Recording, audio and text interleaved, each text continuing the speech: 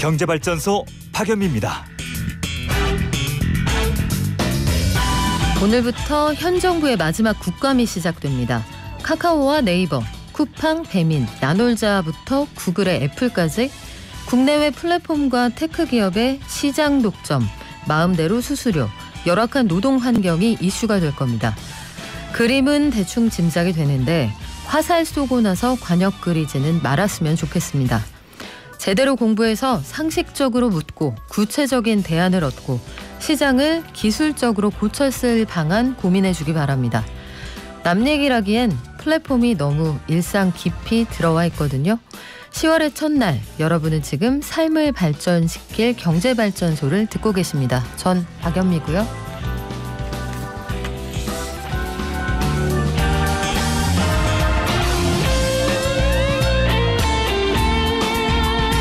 9월 증시는 크게 휘청였습니다. 한마디로 생존의 키워드였던 한 달이었는데 10월 전망은 어떨까요? 전문가와 함께 알아보고요. 오늘의 경제 뉴스, 7달 만에 4대 경제 관련 부처의 수장이 어제 한자리에 모였습니다. 대출 더 안 될 것 같네요. 유료 방송 채널 개편 확대된다. 이건 우리에게 무슨 의미가 있는 뉴스일까요? 함께 정리해 볼게요. 박연미의 경제픽.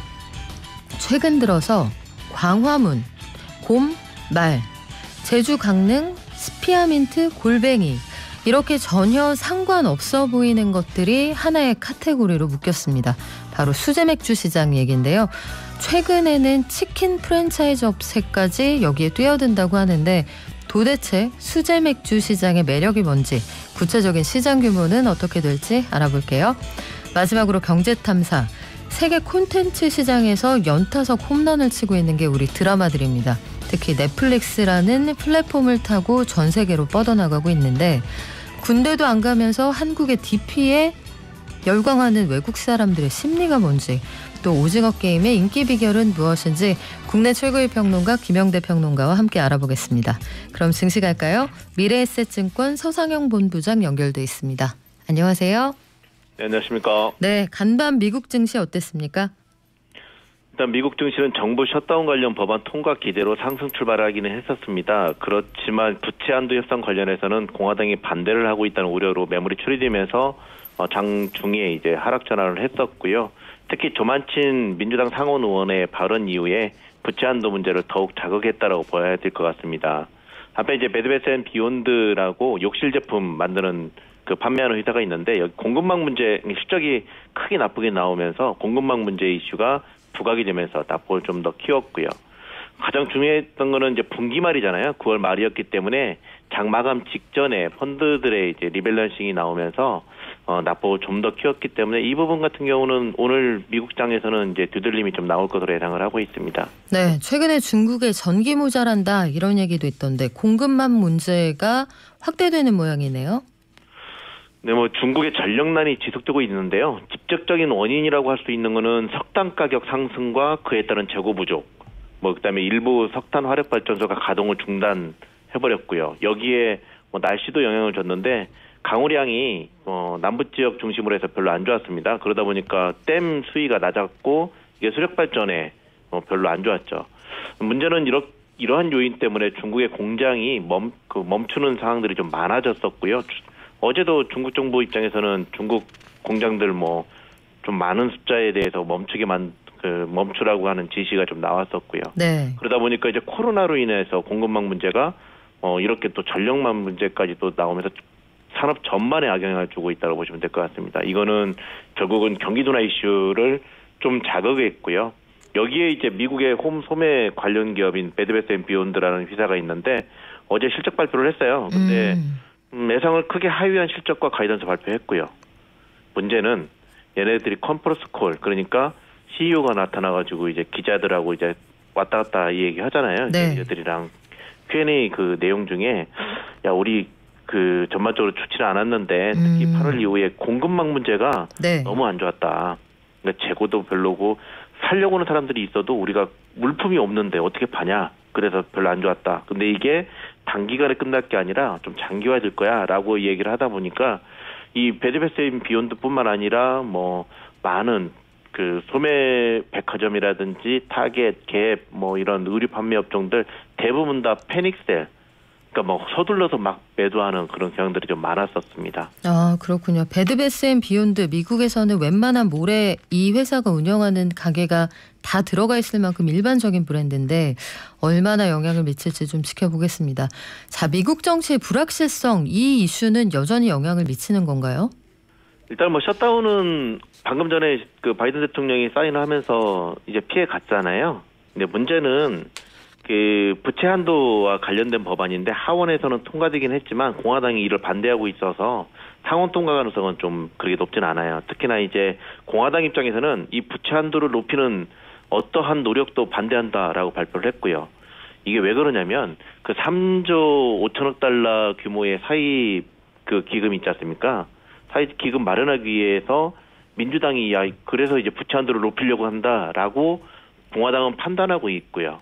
그렇기 때문에 부채 한도를 높이는 거는 3조 5천억 달러 규모 그 대규모의 그 자금을 더 이제 민주당 입장에서 더 풀게 되고 재정 악화 우려를 좀 키우는 모습이라고 봐야 될 것 같아요. 그런 가운데 조만친 민주당 상원 의원이 이 3조 5천억 달러라는 거는 너무 광기야. 나한테는 이거 맞지 않고 네. 1조 5천억 달러 이상은 나 이거 다 거부할래. 그러면서 이게 이렇게 돼버리면 이제 부채 한도 그 통과 안 되겠네라고 하면서 어제 장 초반에 매물이 나왔다라고 보시면 될 것 같아요. 근데 이제 어차피 10월 18일까지 남아 있고요. 서로 정치인들이라는 거는 또 하루아침에 또 바뀌니까 네. 좀 더 지켜봐야 될 것 같습니다. 그래요. 미국 안에서 이 부채 한도 가지고 매년 옥신각신 하더니 아예 관련법으로 한도를 없애버리자 재무장관이 그 얘기도 하던데 어떻게 될지 모르겠습니다. 자, 우리 장이 제일 중요한데 우리는 어떻게 출발했나요?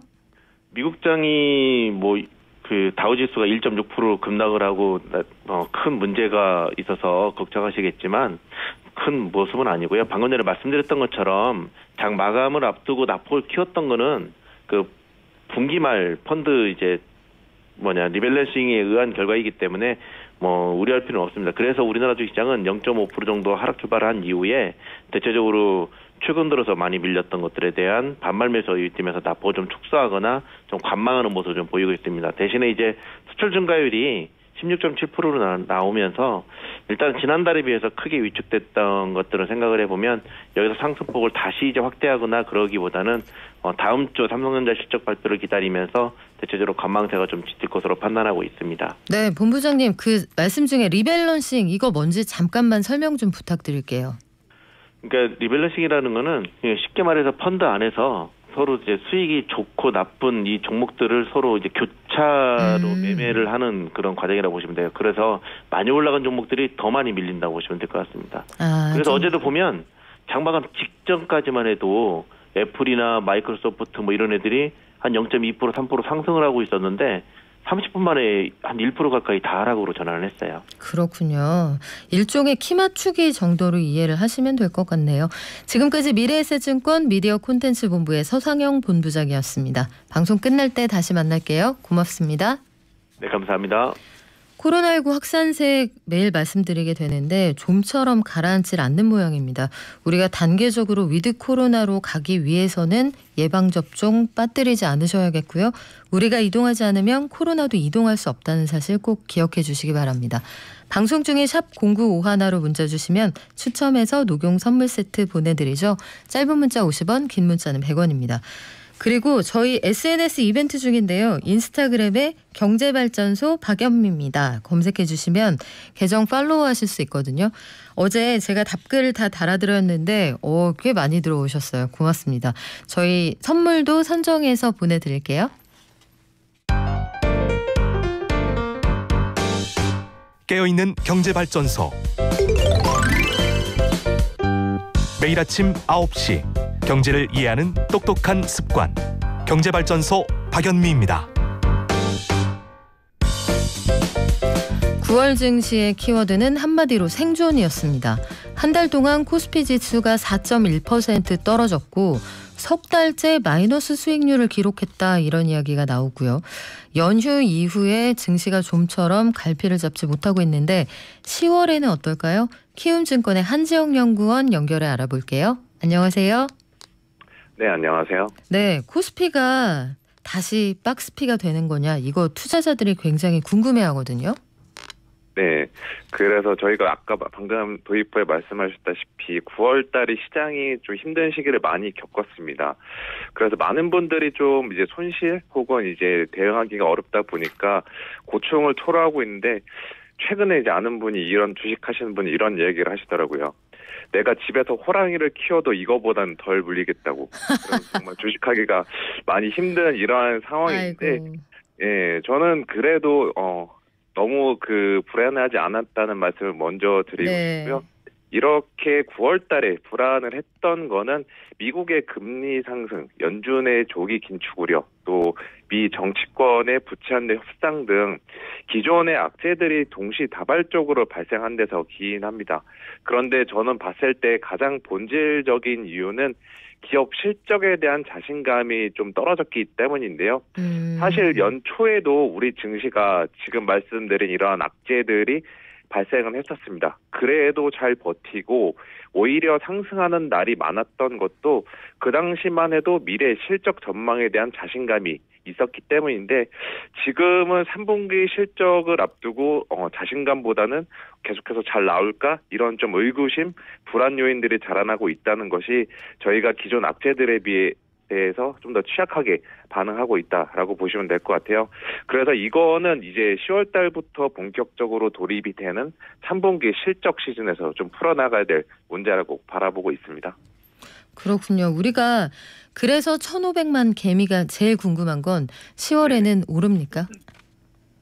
네, 여보세요. 네. 10월에는 올라가는 거예요? 저는 점진적으로 올라갈 것으로 전망을 하고 있고요. 그리고 이제 다들 이런 질문을 많이 하실 거잖아요. 지금 팔아야 돼, 말아야 돼? 라고 질문하실 텐데 현재 코스피 지수대 기준으로 봤을 때 매도로 대응하는 거는 저는 좀 늦었다라고 볼 수가 있고요. 오히려 3,000에서 3,050선 구간에 있을 때 분할 매수로 대응하는 것이 더 적절하다라고 볼 수가 있습니다. 물론 10월 중에 대외 불확실성으로 3,000선이라는 심리적인 마지노선도 한번 붕괴가 될 수는 있지만 오히려 이때는 적극 매수 대응이 맞다라고 보고 있습니다.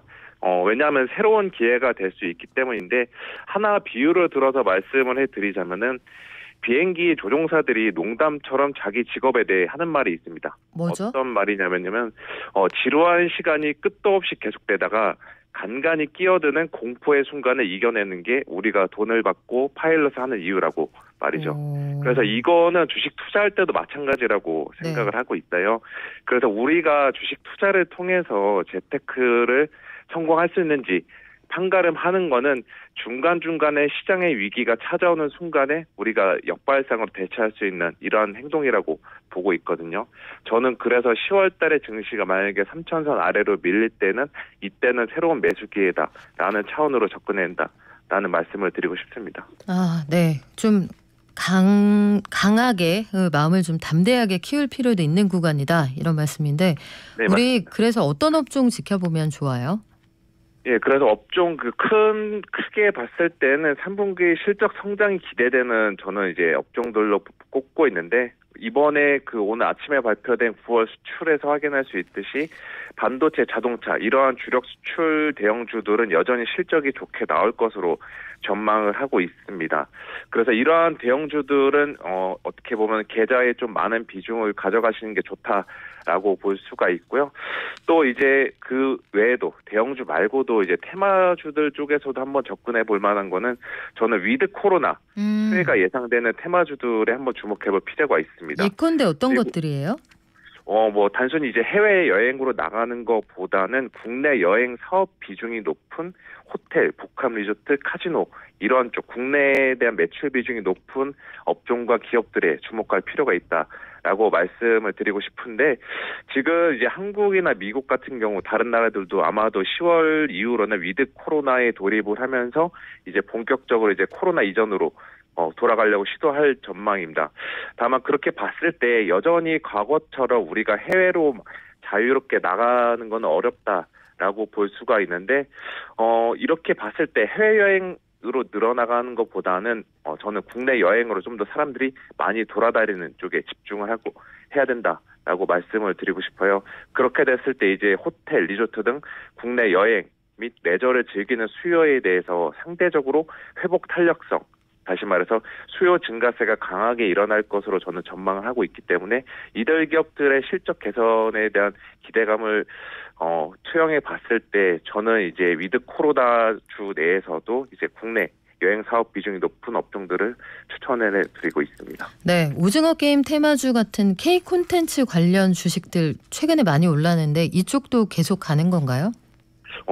지금 가격 부담이 조금 있죠. 단기간에 모든 게 다 속도의 문제가 중요하다라고 보고 있는데 장기적으로 우상향할 수는 있겠지만 단기간에 많이 올라온 만큼 그런 업종들 같은 경우 지금 진입하는 거는 조금 자제하시는 게 좋다라는 말씀을 조심히 드리고 싶습니다. 네, 그러면 10월에 우리가 꼭 이것만은 주의하세요 하는 게 있다면 뭐가 있을까요? 네, 일단은 10월 초에 삼성전자를 필두로 시작하는 3분기 실적 시즌에서 과연 기업들이 투자자들의 눈높이를 얼마나 충족시켜줄 수 있을지 그 여부가 중요하고요. 또 지금 시장 불안의 그 주요 요인 중 하나는 인플레이션 쪽과 관련해서는 10월 중순에 발표되는 미국의 소비자 물가가 과연 이번에도 5%대 나오면서 5개월 연속 5%대를 상회할지 여부도 중요하다라고 바라보고 있습니다. 네, 지금까지 1,500만 개미와 함께하는 한지영 연구원이었습니다. 키움증권의 한지영 연구원 곧 다시 만날 거죠? 고맙습니다. 네, 감사합니다.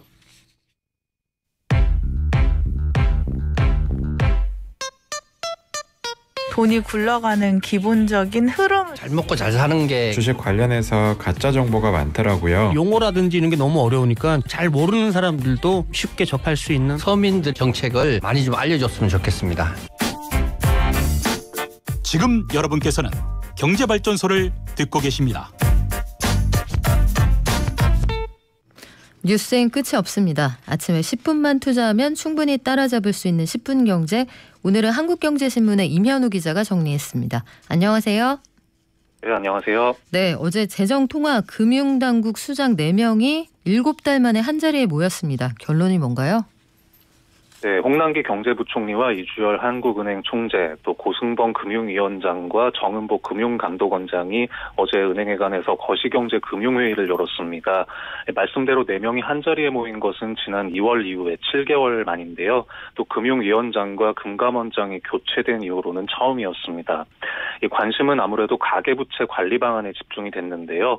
이 당국의 수장들은 가계대출 증가율을 올해 6%대에 이어서 내년에는 4%대로 낮추는 기조를 유지하기로 했습니다.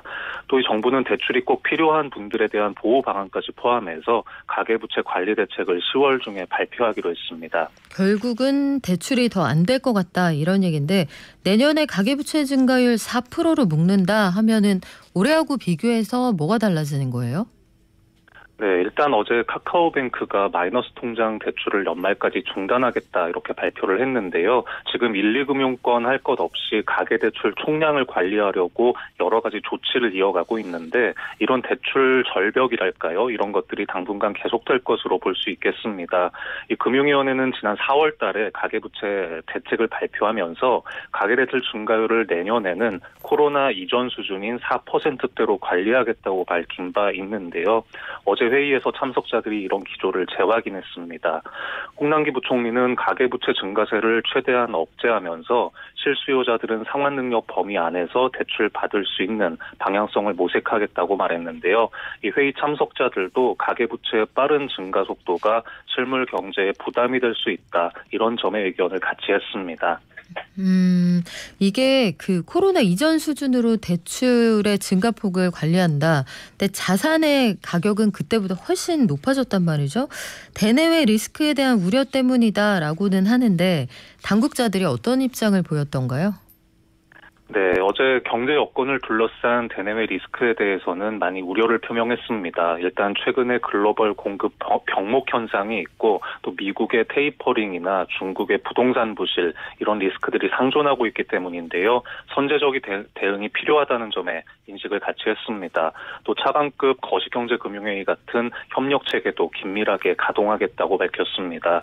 이 홍 부총리는 국제 유가와 원자재 가격 상승으로 인플레이션 우려가 커지고 있고 또 헝다그룹 문제처럼 잠재됐던 리스크들이 현재화되는 양상이라고 밝혔는데요. 이 대외 리스크가 크게 불거질 가능성도 배제할 수 없다고 설명했습니다.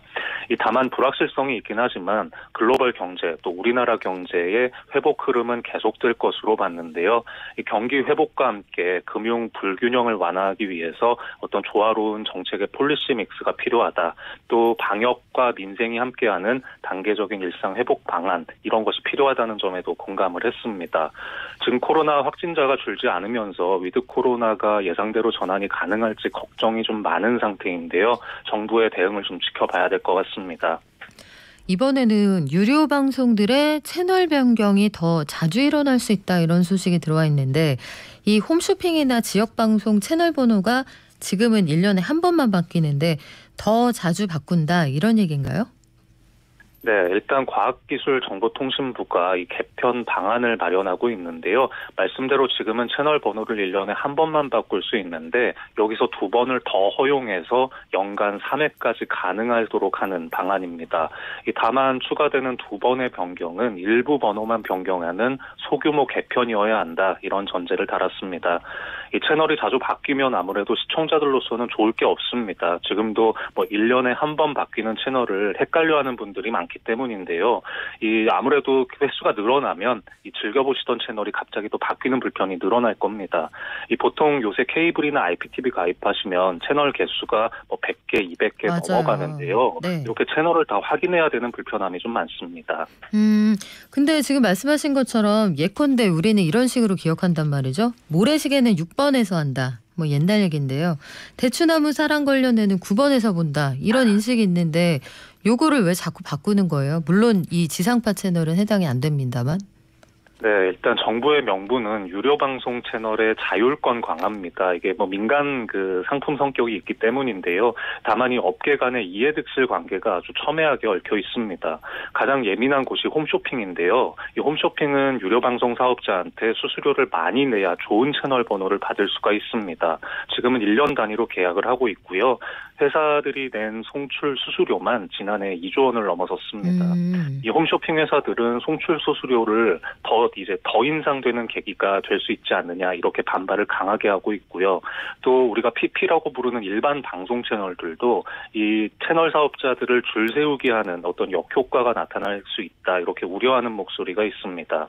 이 반면에 유료 방송 사업자들은 이 채널 추가 개편을 통해서 효율성을 높일 수 있다. 또 사적 계약이기 때문에 자율성이 필요하다 이런 목소리를 내고 있는데요. 이 과기정통부는 아직 확정된 것은 없다는 입장이고 국감 이후에 업계 의견을 더 수렴하는 등 제도 논의를 계속하겠다는 입장이어서 조금만 더 지켜보면 될 것 같습니다. 네, 소위 좋은 번호라는 게 지상파 방송 사이나 인기 있는 케이블 채널 앞뒤로 집어넣는 건데 단골집 간판이 자주 바뀌면 손님이 잘 찾아가기 어렵지 않을까 이런 생각도 드네요. 지금까지 한국경제신문의 임현우 기자였습니다. 고맙습니다. 네, 감사합니다.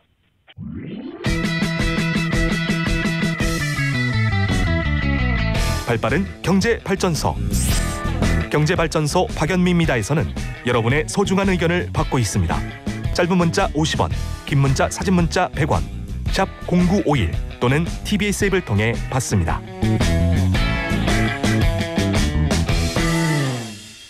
요즘 편의점에 가면 수제 맥주 전쟁입니다. 그래서 광화문부터 강릉, 제주까지 말, 곰 다 등장하고요.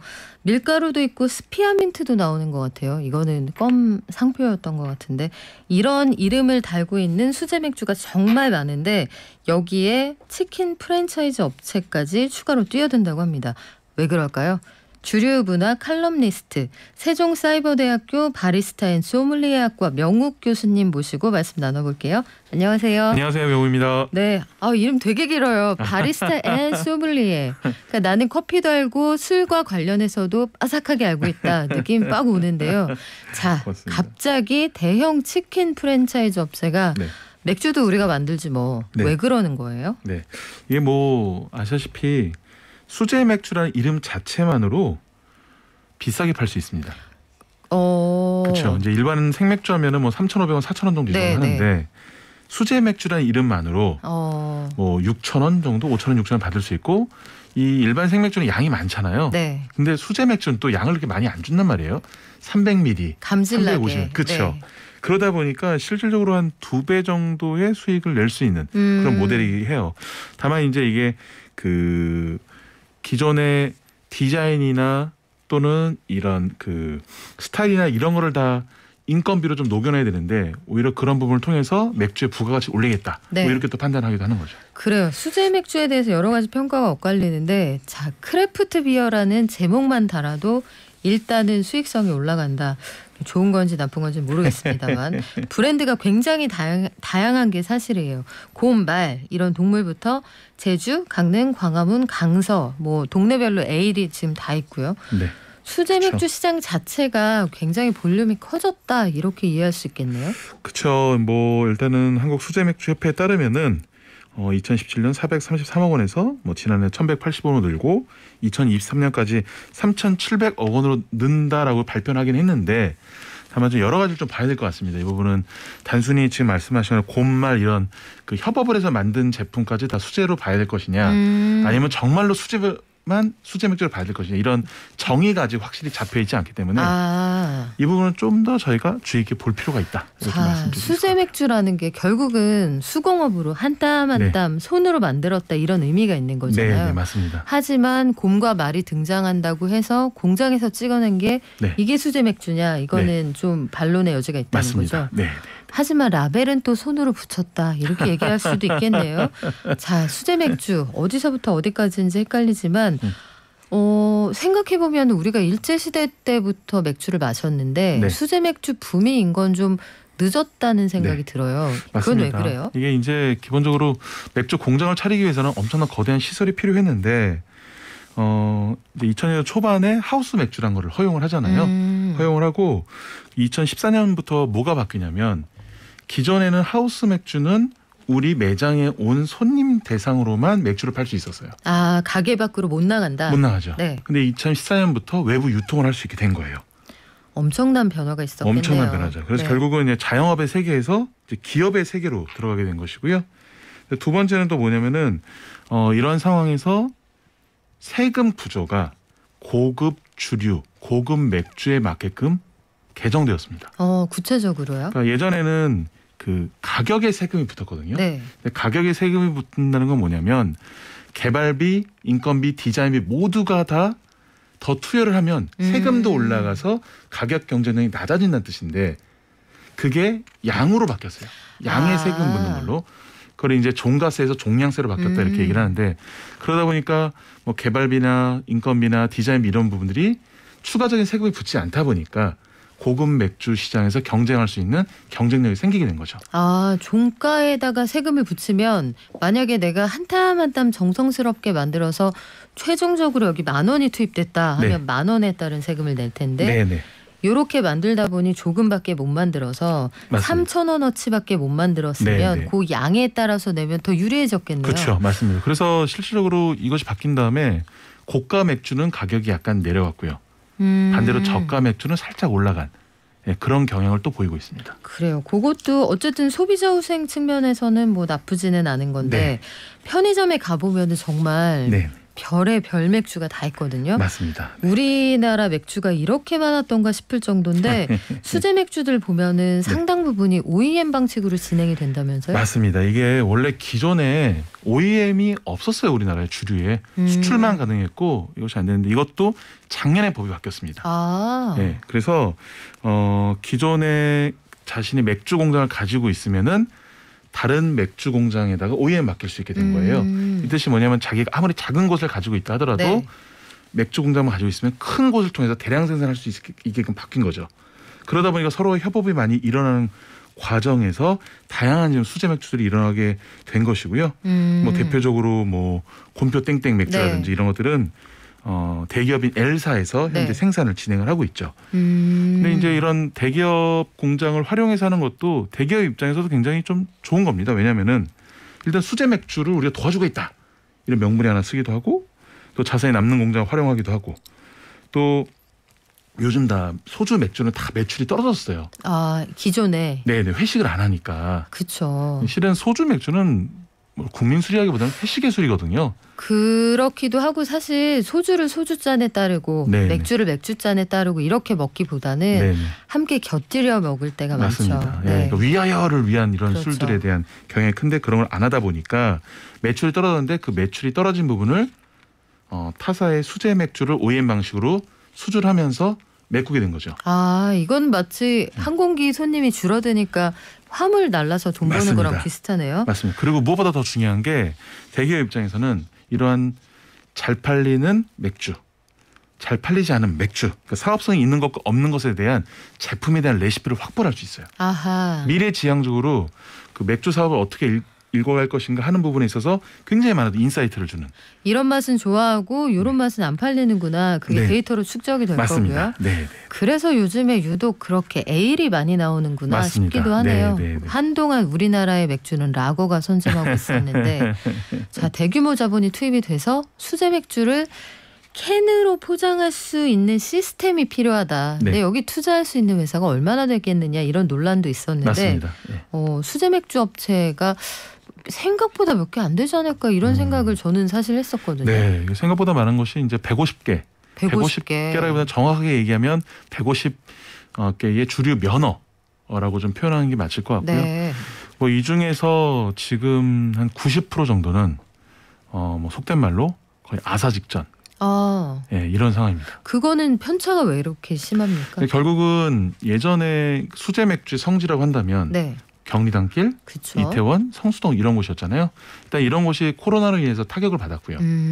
두 번째는 이런 대규모 그 공장 시설과 자본이 있는 곳들이 캔 맥주를 만들면서 편의점에 수제 맥주를 이런 걸 잔뜩 넣다 보니까 아하. 소비자들이 수제 맥주를 마시기 위해서는 굳이 경리단길, 성수동 굳이 그 가게까지 안 가지 않아야 되는 거죠. 그러니까 편의점만 가게 되는 거예요. 그러면 유통이 불가능한 영세한 규모의 회사들은 네. 상대적으로 경쟁력이 더 힘들어졌죠. 엎친 데 덮친 격. 약간 이런 상황입니다. 지금 현재로서는. 그래요. 여기도 결국은 코로나19 이후에 여러 가지 그 양극화가 나타난다는 건데 네. 편의점이 여하간 수제 맥주 시장에서는 혼자 크게 웃었다. 이런 네. 결론을 내려도 뭐 무방할 것 같네요. 맞습니다. 주류 시장에 있어서 편의점은 엄청난 수혜주였죠. 왜냐하면 아시다시피 그 우리가 코로나 시대는 슬세권이란 말이 굉장히 유행하지 않았습니까? 네. 워낙 또 재택근무도 많아지고 슬세권, 슬리퍼 네. 신고 다 해결할 수 있는 그런 지역 얘기하시는 맞습니다. 거죠. 네. 그러다 보니까 편의점에서 들려서 가볍게 마시고 그러다 보니까 주류 같은 경우에는 주류 소매점들이 굉장히 많이 늘어났고요. 그러니까 그런 과정에 있어서 와인샵들이 이런 것들 많이 늘어나면서 네.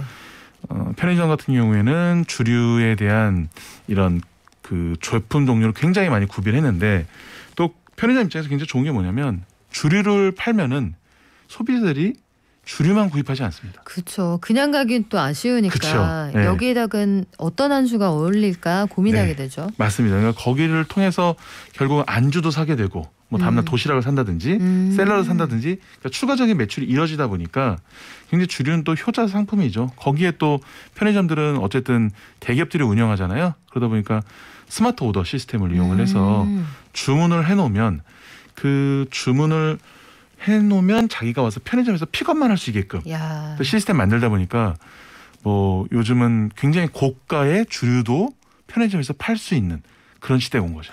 그러네요. 편의점에서 그 굉장히 비싼 우리가 뭐 시쳇말로 양주라고 하는 술들 그런 술들도 판매할 뿐만 아니라 하다 요트까지 파는 걸 제가 봤거든요. 물론 뭐 없죠. 동네마다 요트가 하나씩 팔리고 이러진 않겠지만 편의점이 세상을 집어삼키고 있다 이런 느낌이 들 정도인데 맞습니다. 네. 요거 물어보시는 분들 많아요. 저기요 좋아하던 에일 맥주 3개 하던 걸 4개 주면서 그때부터 맛이 없어지더라고요. 왜 그렇죠? 3726님이 물어보셨는데 네네. 혹시 과음의 부작용은 아닐까요? 이게 실은요. 그 전에 수제 맥주가 개당 3,500원, 4,000원 이렇게 팔았어요. 네. 물론 이제 주세법이 바뀌면서 가격이 좀 내려가긴 했지만 지금 좀 출혈 경쟁입니다. 그러니까 품질을 높일 여유가 좀 없군요. 그렇죠. 4캔에 10,000원으로 해서 그렇게 좋은 수익을 내기는 쉬운 구조는 아니에요. 왜냐하면은 기존에 우리나라 대기업 제품들도 거의 뭐 한 캔에 2,500원, 2,600원 정도 하거든요. 그렇죠. 근데 훨씬 더 생산량이 적은 거기에 인건비나 디자인비가 훨씬 더 많이 들어가는 다품종 소량 생산하기 위해서 가격이 굉장히 높아야 되는데 그렇게 함에도 불구하고 가격을 국산 매출에 맞추고 있단 말이에요. 이게 수익 구조가 되게 어려운 구조입니다. 지금. 그러면 소위 말하는 R&D가 쉽지 않을 거고 네. 좋은 원료를 계속적으로 많이 넣어서 만들기는 어렵겠네요. 뭐 그쵸. 이제 그거를 결국은 규모의 경제로 가야 되는 거예요. 그래서 많은 물량을 구입을 해서 그걸 가지고 좀 더 조금만 싸게 만들 수 있게끔 가야 되는데 그게 수제 맥주의 본질하고는 안 맞아간다는 거죠. 네. 말은 크래프트 비어라는 게 결국 크래프트라는 게 약간 그 한 땀 한 땀 수공업, 네네. 장인 정신 네네. 이런 것들을 내포하고 있는 건데 이게 공장화돼 가야 살아남을 수 있다. 네. 굉장히 역설적인 구조인데 맞습니다.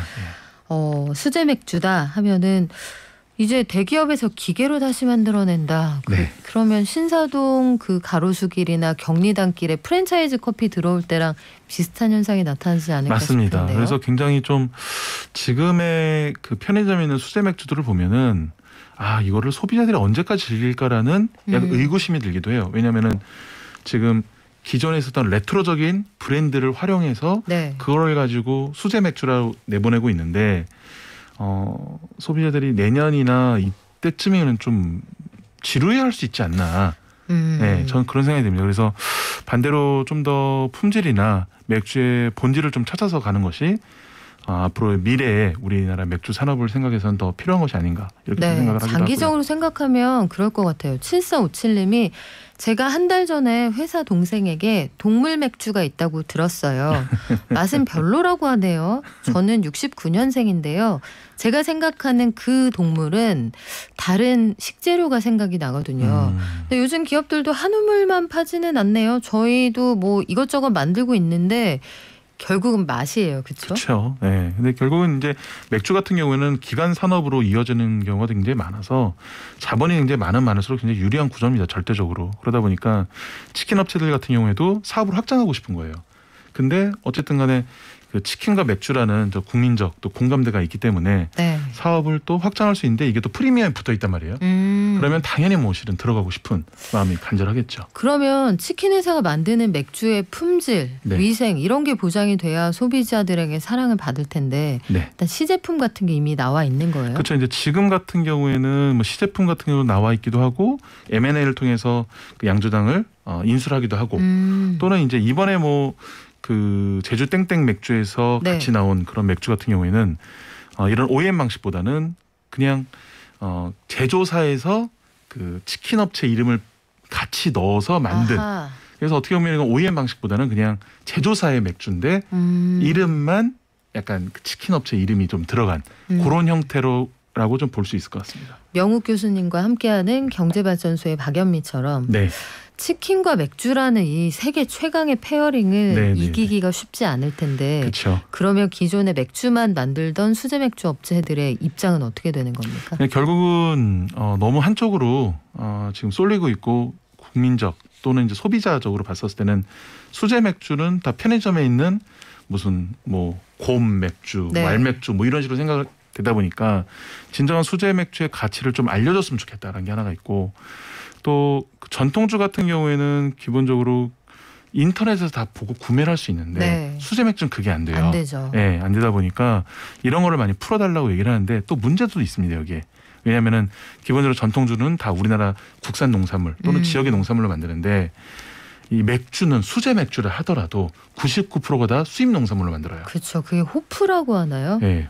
홉도 있고 메가도 있고. 네, 그게 보통은 수입품이죠. 맞습니다. 왜냐하면 이게 80년대 하더라도 다 우리나라 메가나 보리로 만들었는데 우루과이 라운드가 타결이 되면서 우루과이 라운드. 네, 여기까지 들어왔습니다. 네, 우리 고등학교 때 배웠던 WTO 그 탄생 초기 상황까지 가네요. 맞습니다. 네. 그러면서 우리나라 메가 산업이 사라진 거예요. 그러니까 생산자들을 비난할 수도 없는 거예요. 그렇죠. 네, 그러다 보면 어쩔 수 없이 외국에 있는 메가를 사다가 만드는데 그러다 보니까 가치 소비적인 영역에서 떨어지고 있는 거죠.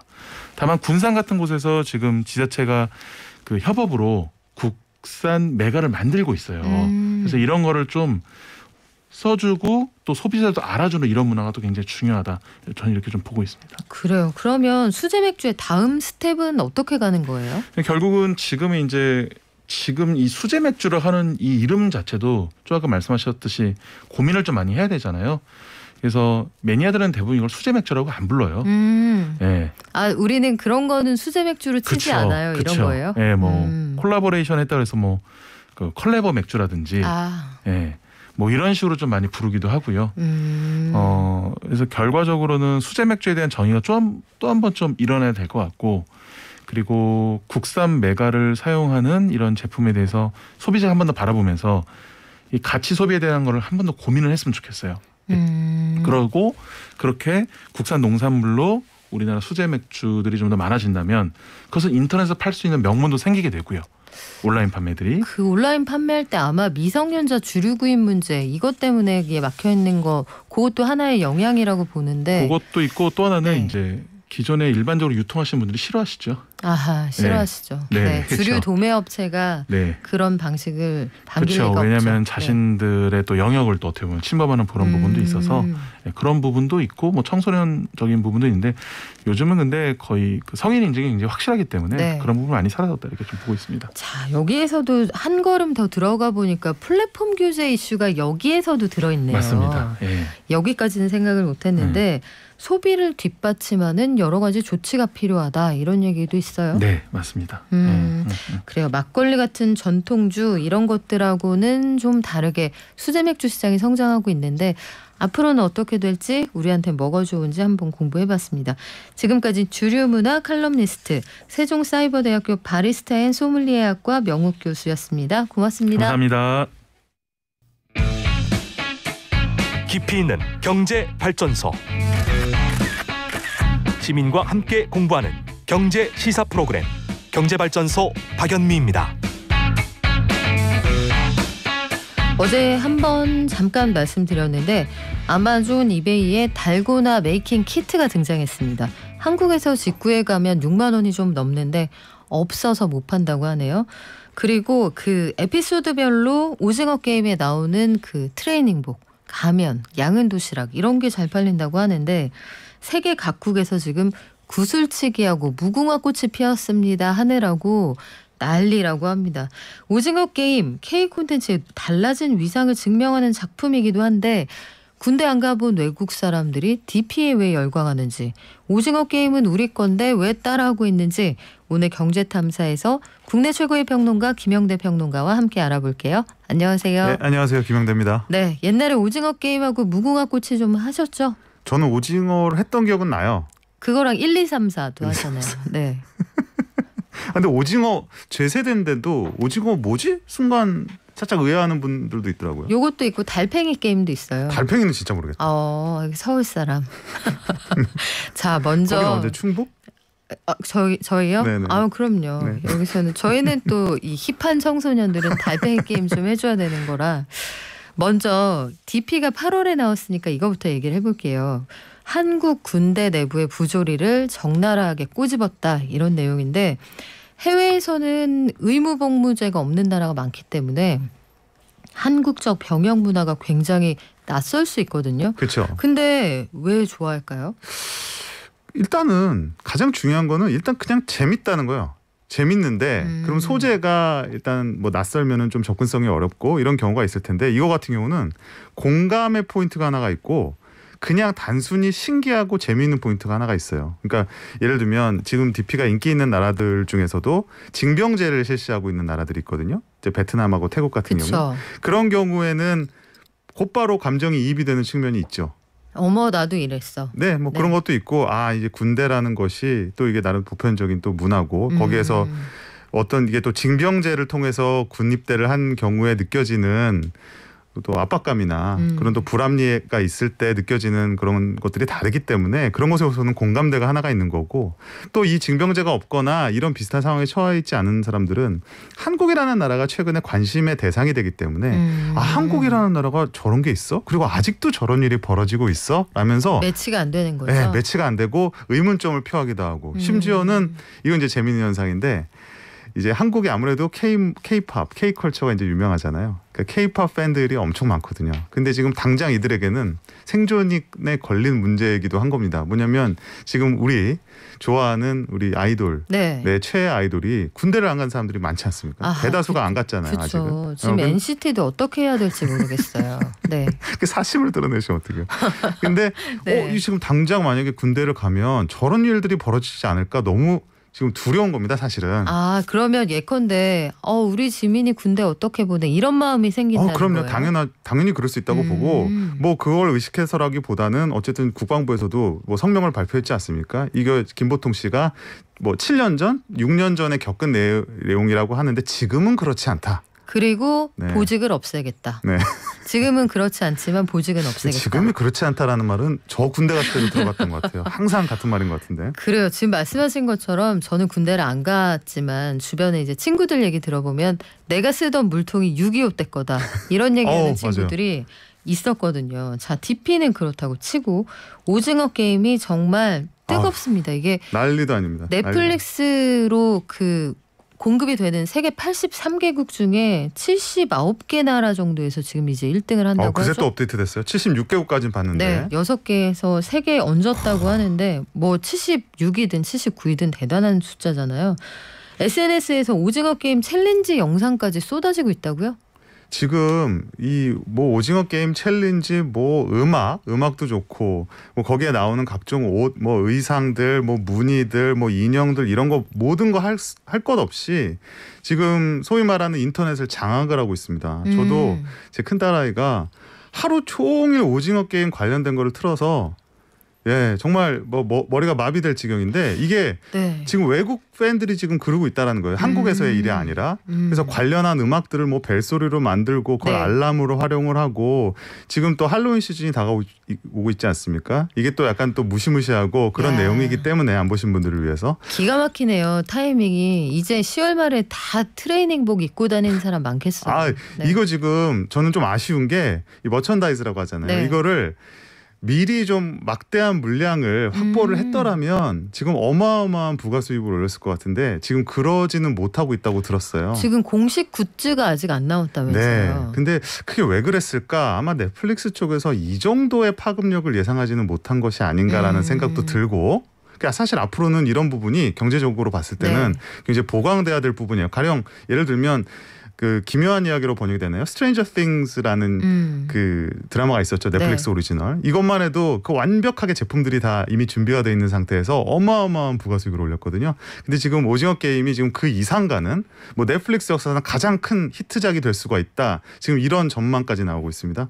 그런데 그에 따른 부가수익은 조금 아쉬운 상황이라서 저는 요럴 때 또 그 해외에서 카피 제품이 그러니까 우리 드라마를 보고 카피 제품이 나돌아서 그들이 수익을 가져갈까 이런 것도 좀 속상하긴 한데 여하간 작가님 오늘 아침 기사에서는 79개국에서 하나 얹었습니다. 80개국에서 1등하고 있는 걸로 나타났네요 하셨는데 그렇군요. 대단합니다. 진짜. 외신들의 반응도 아주 뜨겁습니다. 뭐 CNN을 비롯해서 해외에서도 기생충 현상이 나타나고 있다. 한국의 오징어 게임이 가지고 있는 이 보편적인 정서가 뭘까요? 글쎄, 그러니까 뭐 기본적으로는 사람의 본성을 그리는 것.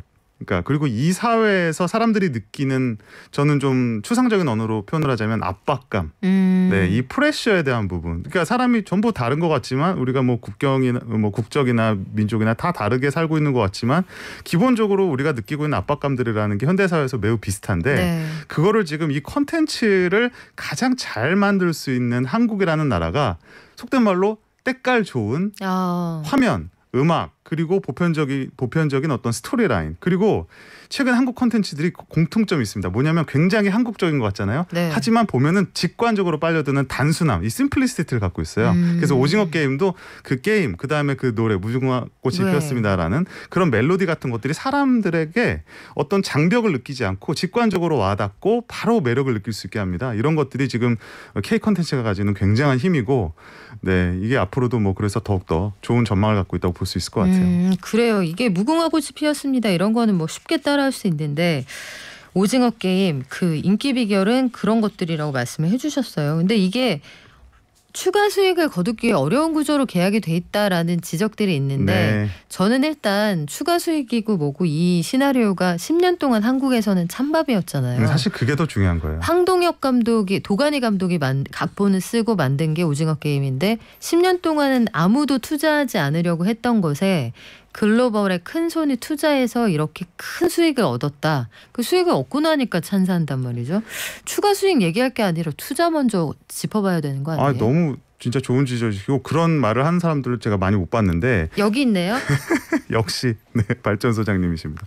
근데 왜냐하면 지금 얘기가 나오는 게 이 넷플릭스 그리고 앞으로는 디즈니 플러스 이런 거대한 OTT 공룡들의 자본을 우리가 어떻게 감당할 수 있겠느냐라는 점에 자꾸 초점이 모아지고 있는데 저는 이건 좀 사후약방문스러운 말 같거든요. 좀 뒷북스러운 말이다. 왜냐하면 결국은 말씀드렸듯이 오징어 게임이나 그 외에도 뭐 얼마 수없이 많겠습니까? 지금 제작 중인 것들이. 그쵸. 그런 것들이 그 시나리오 단계에서는 외면받고 이런 게 돈이 되겠어라는 마인드로 돌고 돌던 것이 넷플릭스라는 정말 돈 많고 확실하게 밀어주고 그리고 뭐 추가 수익을 거둘 수 없다고 하더라도 최근에 이정재 씨가 지금 다시 글로벌하게 뜨고 있는 상황을 이정재 배우에 대한 평가가 저는 약간 속상했던 게 해외에서 456번 아저씨 연기자라는 아저씨 아니다. 이정재는 명백히 코리안 핫가이다. 그러니까. 얘기해주고 싶어서 제가 짧은 영어로 보일 때마다 막 연기력의 중년 배우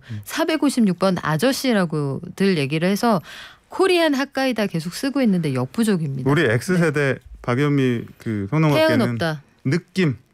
느낌. 손지창, 김민종, 이정재. 3종 세트. 3종 세트. 네. 아니 그러니까 지금 그런 식의 재발굴도 이루어지고 있기 때문에 배우들로서는 너무 좋은 구조예요. 이 지금 넷플릭스를 통한 그리고 시즌제를 운영하고 있기 때문에 네. 스케줄이나 본인이 투자할 수 있는 그런 어떤 뭐 시간 같은 것들 이런 것들이 굉장히 좀 자유로운 면도 있고 그래서 당분간은 제가 솔직히 말씀드리면 이 넷플릭스나 디즈니 플러스의 어떤 전성시대 그리고 압도적인 공세는 계속 이어지리라고 보고요. 이미 또 많은 드라마들이나 이런 것들이 지금 제작 중에 있습니다. 네, 콩 심은데 콩 나는 거예요. 넷플릭스가 작년에 한국에서 벌어들인 돈이 4,100억 원인데 올해 한국에 투자하는 돈이 5,500억 원입니다. 싸고 좋은 건 없는 거예요. 그렇죠? 네, 그럼요. 그리고 지금 넷플릭스가 단순히 이 플랫폼으로만 하고 있는 것이 아니라 국내 제작자, 감독 그리고 모든 다양한 분야의 회사들과 유기적으로 협업하면서 지금 한국적인 콘텐츠를 만들기 위해 노력하고 있거든요. 그래서 당분간 또 이 기세가 이어지지 않을까 생각을 합니다. 죽어가던 넷플릭스의 신규 가입자까지 살려낸 한국 DP와 오징어 게임 얘기해봤습니다. 지금까지 국내 최고의 평론가 김영대 평론가와 함께했습니다. 고맙습니다. 고맙습니다. 자, 증시 가볼까요? 서상영 본부장님 나와 계시죠? 네, 안녕하십니까. 네, 지금 증시 어때요? 일단 장 초반에 반등을 낙폭을 축소하던 시장이 재차 이제 매물이 좀 줄어들기 시작했고요. 외국인과 기관이 순매도를 폭을 키우면서 지수는 1% 넘게 하락을 하는 모습을 좀 보이고 있습니다. 일단 수출이 전년 대비 16.7%로 나왔는데 전반적으로 지난달 수치에 비해서 크게 이제 증가율 자체가 줄어든 것 자체는 향후에 좀 문제가 될 수가 있고요. 물론 이제 무역 역사상 65년 만에 최대치를 기록을 했지만 이렇게 증가율 자체가 떨어진다는 거는 향후에 기업들의 실적 추정치의 증가율 자체가 떨어질 수밖에 없기 때문에 주식시장에는 그렇게 좋은 모습은 아니라고 봐야 될 것 같고요. 이를 위해서 전반적으로 그 대부분의 종목군 중심으로 해서 낙폭을 좀 더 키우고 있는 상황이라고 보시면 될 것 같습니다. 네, 오늘 장은 좀 차분하게 마무리해야 될 것 같네요. 지금까지 미래에셋증권 미디어 콘텐츠 본부의 서상영 본부장이었습니다. 고맙습니다. 네, 감사합니다. 네, 옛날 게임 했더니 난리 났네요. 저희 때는 뼈다귀 게임이 문득 떠오르네요. 그리고 다방구 나왔고요. 얼음땡 나왔습니다. 네, 다 비슷한 세대시군요. 이거 하다가 재미없고 힘 떨어지면 이제 옆에 펴있는 분꽃에서 꽃씨 빼가지고 그거 갈아서 놀았던 그런 기억도 납니다. 땅 따먹기도 제법 좀 해보셨을 거예요. 자, 오늘 녹용 세트 선물 유튜브로 항상 참여해주시는 김인설님께 보내드릴게요. 감사드리고 축하드립니다. 다음 주 청취율 조사 기간이 시작돼요. 중간고사인데요. 제가 꼭 수시 합격할 수 있도록 여러분의 힘이 필요합니다. 다 즐거운 주말 보내세요. 다음 주에 올게요. 발전.